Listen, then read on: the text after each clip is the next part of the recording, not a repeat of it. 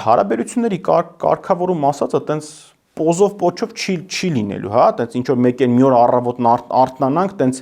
մեր ճամպրուկները վերցնենք, ասենք, այ գնանք մի հատ Բաքվում թեյ խմենք, հետ գանք, դե տենց չի կարա, հա, լինի, հենց վաղը վեր կենանք, ինչ որ աստիճանական քայլեր պետք է լինեն այդ փոխադարձ վստահություն ասացի, ինչ որ փոխադարձ հարաբերությունների կառուցման շուրջ, հիմա ես ավելի շատ դա տենց սիմվոլիկ բան եմ տեսնում, քան հենց իրական տնտեսական բան, հա, բայց այդ քայլերը պիտի արվեն։ Հիմա ինչ որ փոքր քայլերով պիտի հնարավորություն ստեղծի, որ այդ